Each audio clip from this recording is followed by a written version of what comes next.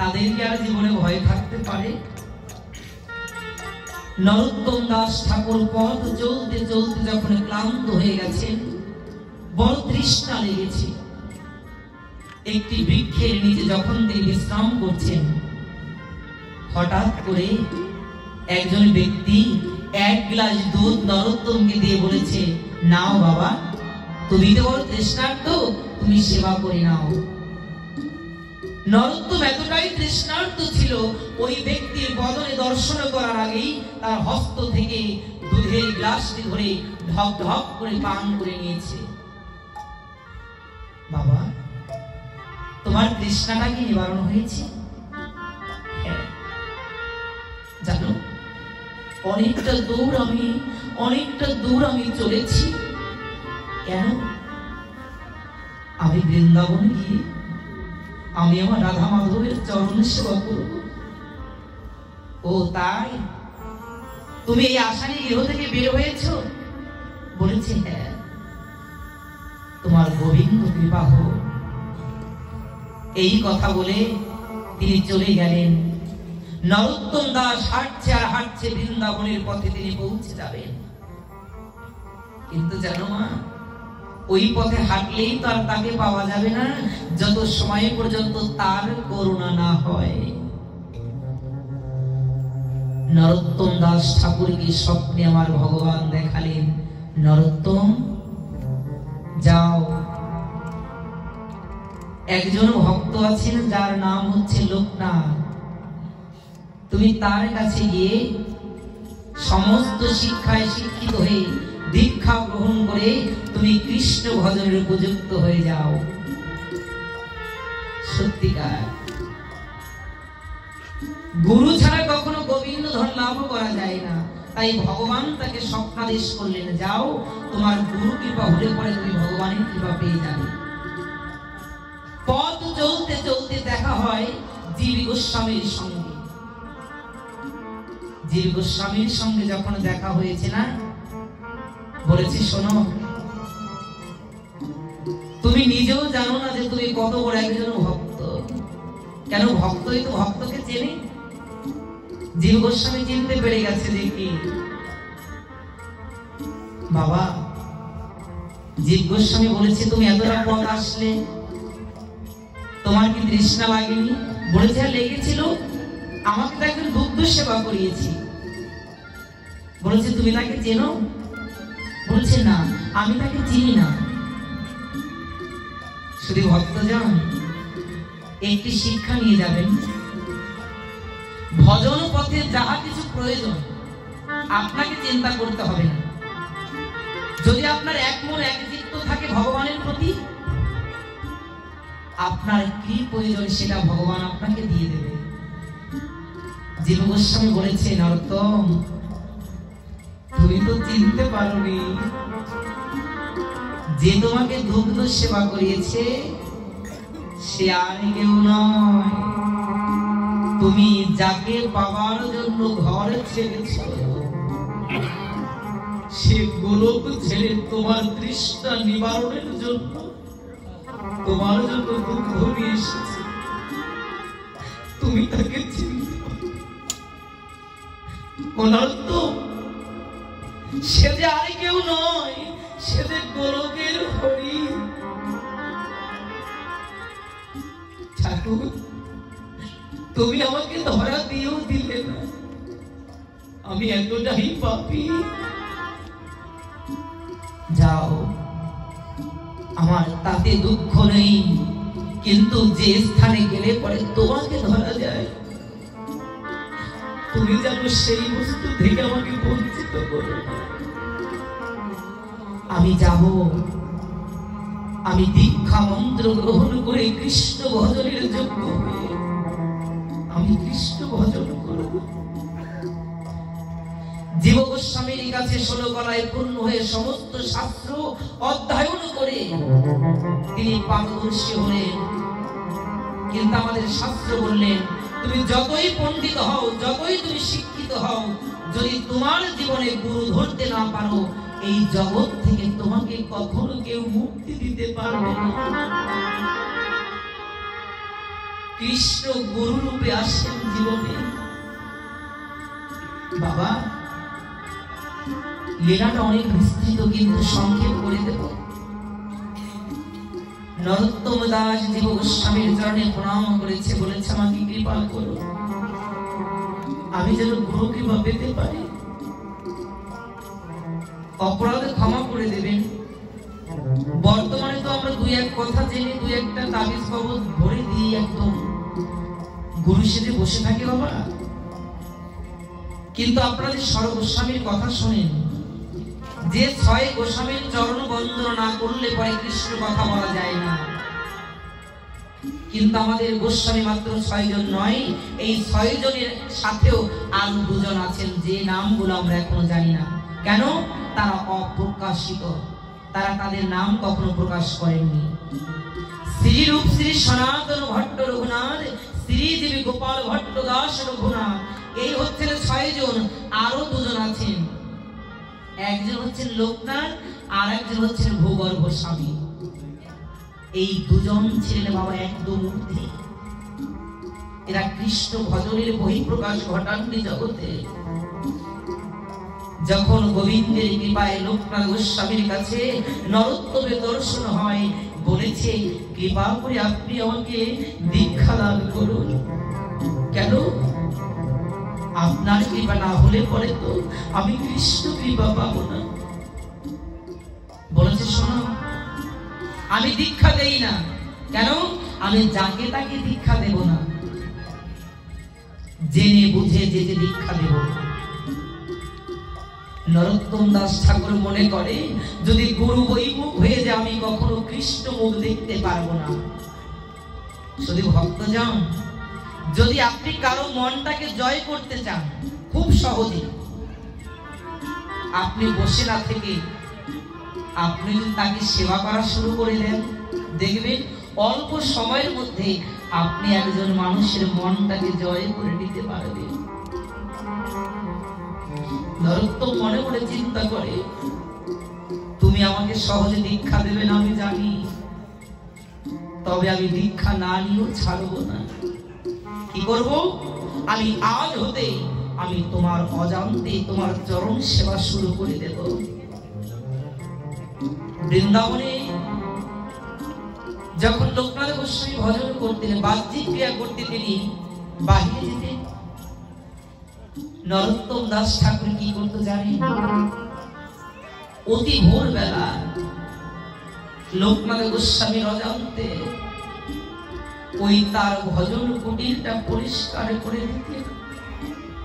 তিনি যেখানে মলমূত্র পরিত্যাগ করতেন, একটি ঝাড়ু আর একটি কোদাল দিয়ে সেগুলোকে ঝুড়ি ভরে পরিষ্কার করে দিতেন।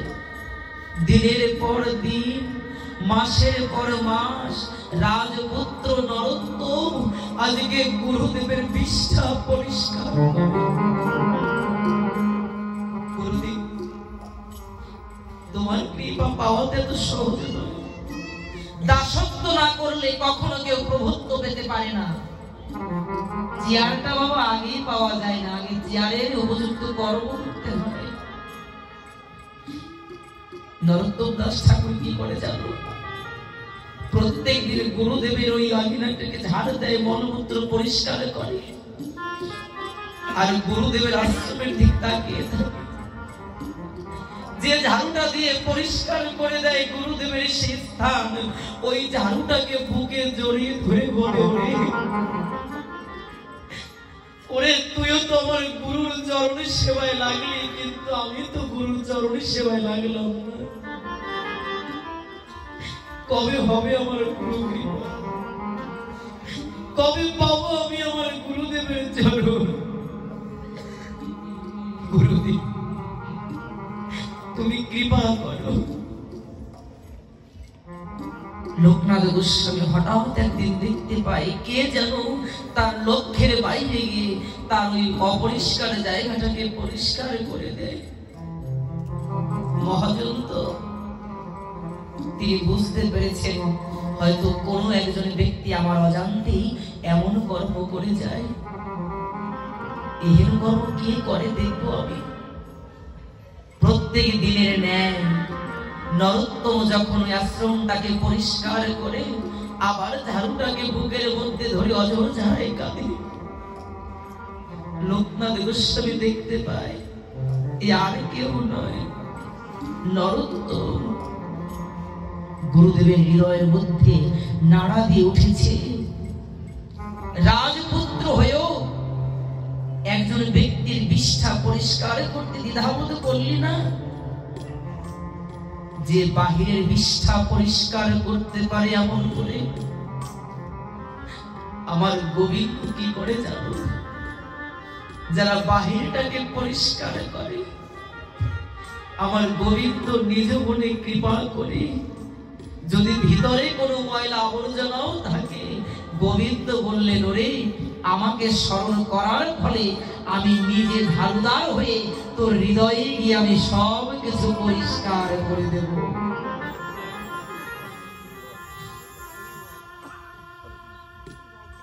লোকনাথ গোস্বামী মনে মনে চিন্তা করেছেন, এই একমাত্র উপযুক্ত দীক্ষা দেয়া এই পারবে। নরোত্তম, গুরুদেব যা বাবা, ওই যমুনা থেকে স্নান করে আয়, আজকে আমি তোকে দীক্ষা দিয়ে তোকে কৃষ্ণ ভজনের উপযুক্ত দেহ তৈরি করে দেব। গুরুদেব, আজ বুঝি তোমার কৃপা হলো, আজ বুঝি আমার কান্না সার্থক হলো। এই না বলে কি গুরু কৃপা? আমি এতদিন দেখেছি কিন্তু তোমাকে পাইনি। কেন জানো? যতদিন পর্যন্ত তুমি কাউকে না ডাকো, কারো ক্ষমতা নেই তোমার চরণ। আমরা গুরু ধরেছি, গুরু করেছি, কিন্তু প্রেম জাগ্রত করতে পারিনি। বাবা, একটি কথা কি, নিজের শক্তিতে কখনো কিছু আমরা করতে পারবো না। আমরা যে যার কাছ থেকে দীক্ষিত শিক্ষিত হয়েছি, সবাই একটু বলবেন কি, গুরুদেব দীক্ষাটা তো শিক্ষাটা তো তুমিই দিয়েছো, শুধু প্রেম জাগরিত করতে আমাকে বলেছো।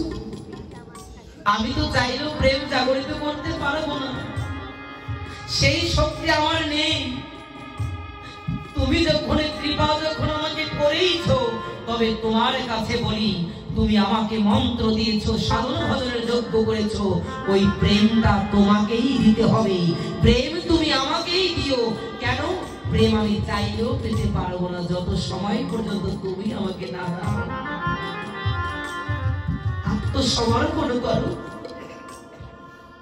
দীক্ষা দিয়ে দিলেন। দীক্ষা যখন পেয়েছে বলছে, নরোত্তম আজ হতে তুমি গোবিন্দের ভজনের যোগ্য হলে। তুমি ধ্যান দিতে হবে মা। গৃহের মধ্যে বসে বসে লোকনাথ গোস্বামী আমার গোবিন্দের সেই যুগল মূর্তিটাকে উপলব্ধি করছে। গুরুদেব করছে ঘরে বসে ধ্যান, আর শিষ্য করছে বাহিরে বসে। লোকনাথ গোস্বামী তার স্মরণে অনুভবে সে ফুলের মালা গেঁথে ওই রাধারানীর গলদেশে পরিয়ে দিতে যায়। বারবার চেষ্টা করে, কিন্তু লোকনাথ গোস্বামী ওই রাধারানীর গলদেশে মাল্যদান করতে পারছে না। অনুভবে মনে মনে ধ্যান যোগে বারবার যখন ব্যর্থ হয়, লোকনাথ গোস্বামী মনে করে কি, আমি কেন রাধারানীর গলদেশে মালা পরাতে পারছি না? অন্তরঙ্গ ভক্ত যদি কেউ হয়, অন্তরের কথা সে জানতে পারে। গুরুদেবে ঘরে বসে ধ্যান করছে, রাধারানীকে গলায় মালা দিতে পারছে না। বাহিরে বসে নরোত্তম ধ্যান করছে। নরোত্তম বাহির থেকে বলছে, গুরুদেব রাধারানীর গলদেশে মালা কিভাবে পড়াবে? রাধারানীর মাথায় যে মুকুট, ওই মুকুটটা যদি না খুলে রাখেন, তবে আপনি তো গলদেশে মাল্য দান করতে পারবেন। গুরুদেবের ঘরের মধ্যে বসে ধ্যানে গোবিন্দকে রাধা মাধবকে মাল্য দান করছে, আর সেই লীলাটা দর্শন করছে বাহিরে বসে তার ভক্ত নরোত্তম। তাহলে চিন্তা করেন কত বড় ভক্ত হলে পরে গুরুদেবের হৃদয়ের কথা সে বুঝতে পারে।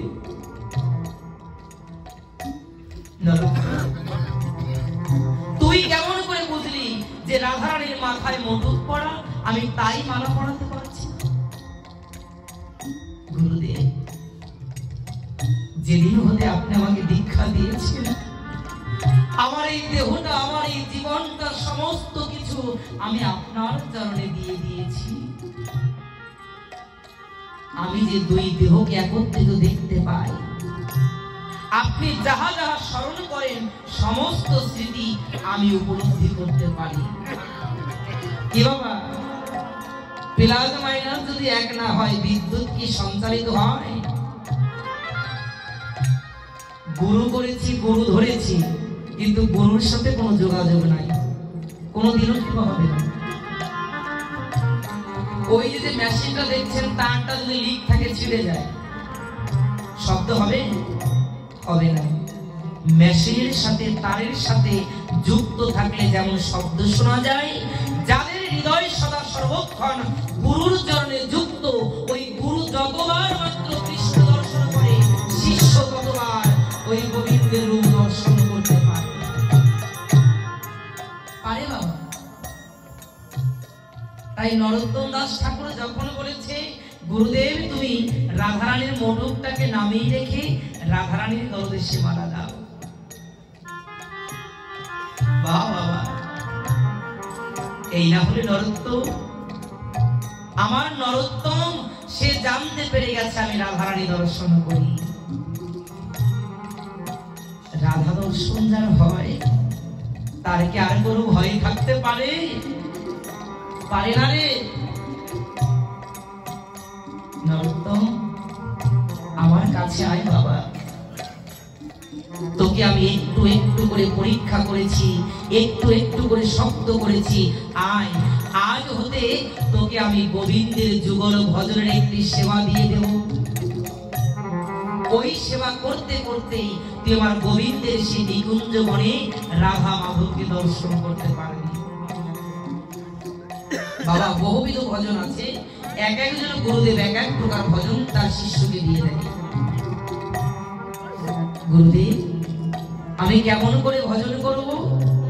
বলেছে শোন, এই বৃন্দাবনের মধ্যে আছে নিকুঞ্জ কানন, ওই নিকুঞ্জ কাননে আমার রাধা মাধব বিলাস করে।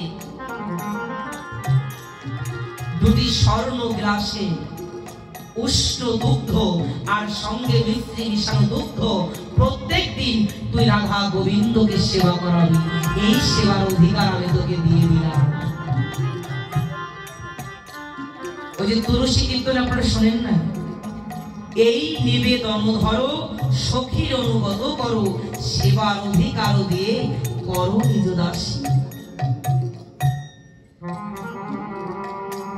নরোত্তম, আজ হতে তুই গোবিন্দের চরণ সেবার দাসী হলি।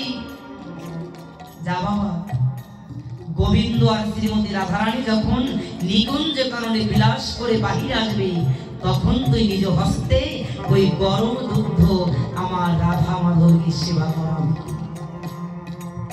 কেমন ভজনে? এটা অনুভবে স্মরণের ভজন, সাক্ষাৎ ভজন আপনি কখনোই পাবেন না। কেন? আপনি ভগবানকে দেখতে চান, চোখ বন্ধ করুন, হৃদয়ের মধ্যে প্রবেশ করুন, দেখবেন আপনি ভগবান, কিন্তু চোখ মেলে কখনো দর্শন সম্ভব নয়। ভগবানের হৃদ মন্দিরে আসে। নরোত্তম দাস ঠাকুর কি করেছে জানো? গুরুদেবের আশীর্বাদে পেয়ে, গুরুদেবের উপদেশ পেয়ে সে আর দেরি করেনি।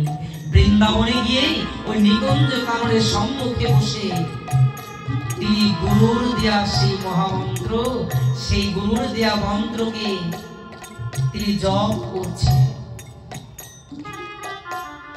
জপ করতে করতে যখন তার সেই নিকুঞ্জ কাননের লীলাটা স্মরণ হয়েছে,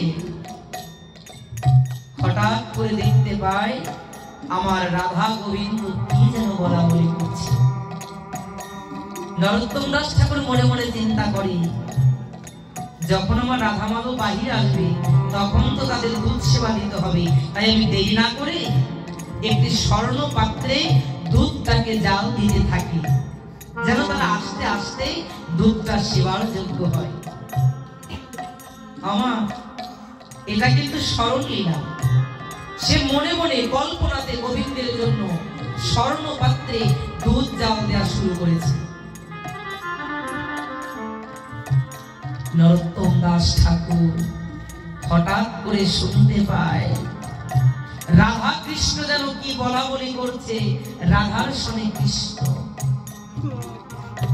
নরোত্তম দাস ঠাকুর মনে মনে চিন্তা করে, এই সুযোগ তো হাত ছাড়া করা যাবে না। কেন? আমার রাধা গোবিন্দ কি বলা বলি করছে, সেই কথা আমাকে একটু শুনতে হবে। নরোত্তম দাস ঠাকুর শুনতে পায় শ্রীমতী রাধারানীর চরণ ধরে আমার কৃষ্ণ বলছে, রাধে, জগতে সব হারা হতে পারবো, কিন্তু কখনো যেন এই চরণ ছাড়া হতে না পারে। রাধারানী বলছে, ও কৃষ্ণ, তুমি একই বলছো, তুমি জানো না?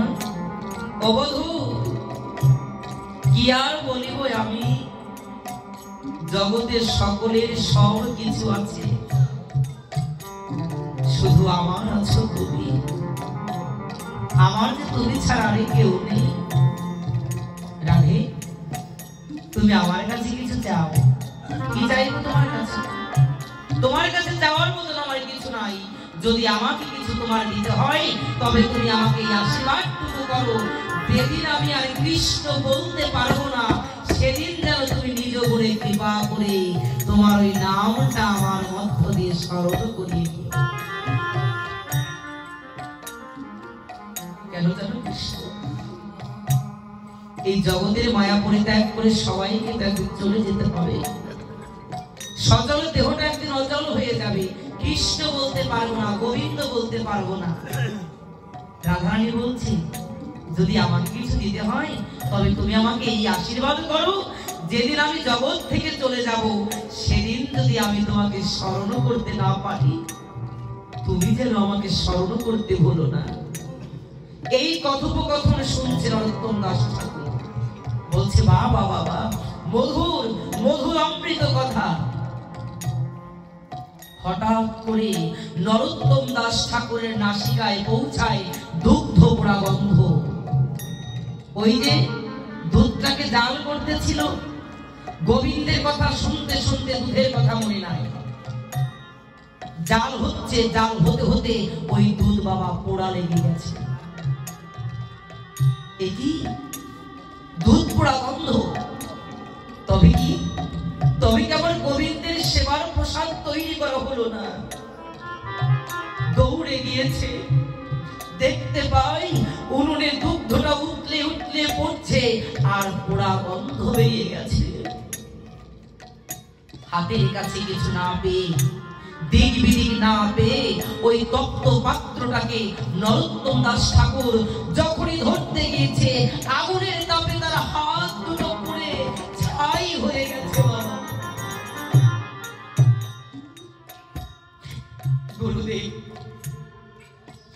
গুরুদেব, আমি প্রথমে দিনই কৃষ্ণ সেবা থেকে বাদ পড়ে গেছি। যে দুগ্ধ তুমি দিয়েছিলে, সেই দুগ্ধ আমি পোড়া লাগিয়ে ফেলেছি। এ যেন দুগ্ধ পোড়া নয়, এ যেন আমার কপালটা চির জন্মের মতন পুড়ে গেল। আমার দ্বারা মনে হয় কৃষ্ণ ভজন হলো না। কত আশা করে গুরুদেব আমাকে ভজন দিয়েছিল, কিন্তু আমি অতি লোভ করে আমার কৃষ্ণ ভজনের সমস্ত কিছু আমি পুড়িয়ে ফেলেছি। আমি কোন মুখ নিয়ে আমার গুরুদেবের কাছে যাব? আমি গুরুদেবের কাছে গিয়ে কি বলবো? কিন্তু আমাকে তো যেতে হবে। কেন? আমি যে প্রতিদিন আমার গুরুদেবের চরণ সেবা করি। কি করেছে জানো মা? সেই হাত দুটো যখন পড়ে গেছে, একটি কাপড় পেঁচিয়ে হাত দুটোকে এমন করে জড়ো করে গুরুদেবের সামনে উপস্থিত হয়েছে। নরোত্তম, এতদিন তো তুই সবার প্রকাশ্যে নাম করতি বাবা, আজকে কেন লুকিয়ে লুকিয়ে নাম করছিস? গুরুদেব, আমি লুকিয়ে নাম করছি না, তবে ওই যে দেখতে পাই তুই হাত দুটোকে ঢেকে নামের মালা জপ করছিস। যখন গুরুদেবকে এই কথা বলেছে, নরোত্তম দাস ঠাকুর কিছু বলতে পারছে না। কি করে বলবে যে তার যে হস্ত দুটো দিয়ে গুরুদেবের চরণ সেবা হতো, সে দুটো হস্ত আগুনের তাপে পুড়ে গেছে। গুরুদেব বলছো নামের মালা জপ করছিস? গুরুদেব, আমার দ্বারা নাম কখনো হবে না। কেন জানো? আমি যে গুরু ভজন, গুরু বাক্য, গোবিন্দ সেবা থেকে বাদ পড়ে গেছি। কি বলছিস? গুরুদেব, আমি লুকিয়ে নাম করছি না। নরোত্তম সেই কাপড়টাকে সরিয়ে দিয়ে গুরুদেবের কাছে দুটি হাতকে দর্শন করাচ্ছে। গুরুদেব যখন ওই পুরো হাত দুটো দেখেছে, গুরুদেব চমকে উঠেছে। কি নরোত্তম, এমন করে তোর হাত কেমন করে করলো বাবা? গুরুদেব, এ শুধু আমার হাত পড়েনি, আমার ভজনও পড়ে গেছে। কি বলছিস? গুরুদেব, আপনি আমাকে বলেছিলেন ওই সোনার পাত্রে দুগ্ধ গরম করে আমি যেন স্বর্ণ গ্লাসে আমার গোবিন্দকে সেবা দিই। গুরুদেব, কি হয়েছে জানেন? নিকুঞ্জ বনে আমার রাধা মাধব এসেছিলেন। আমি তাদের কথা শুনতে গিয়ে আমি বেখেয়াল হয়েছিলাম। আমি দুগ্ধটাকে গোবিন্দকে সেবা দিতে পারিনি। আমার গোবিন্দ সেবার প্রসাদ আজকে পোড়া লেগে গেছে। আমি না বুঝে দিক বিদিক না পেয়ে ওই পাত্রটাকে যখন ধরতে গিয়েছি, আমার হাত দুটো সঙ্গে সঙ্গে পুড়ে গেছে। দেখুন গুরুদেব, গুরুদেব মনে মনে চিন্তা করে, নরোত্তমকে দিয়েছিলাম এই স্মরণে ভজন, যে তুই মনে মনে গোবিন্দের জন্য দুগ্ধ জাল দিবি। কিন্তু নরোত্তম দেখাচ্ছে হাত দুটো পড়ে গেছে। বাবা, স্মরণ হয়েছে কোথায়? হৃদয়ে। পড়লো কোথায়? বাহিরে। তাহলে আপনারাই বুঝুন, যারা অন্তরে কৃষ্ণকে ধরে রাখে তাদের বহিরঙ্গ দর্শন করে কেন আমাদের প্রেম জাগবে না? যারা গোবিন্দেরকে ভালোবাসে, যারা গোবিন্দের ভক্ত হয়, শাস্ত্রে বললেন সাধু দর্শনে যায় মনের ময়লা, পরশনে জাগে প্রেম তরঙ্গ। ওগো, তোমরা সকলে মিলে করো সাধু সঙ্গ। নিতাই গৌর হরি বল।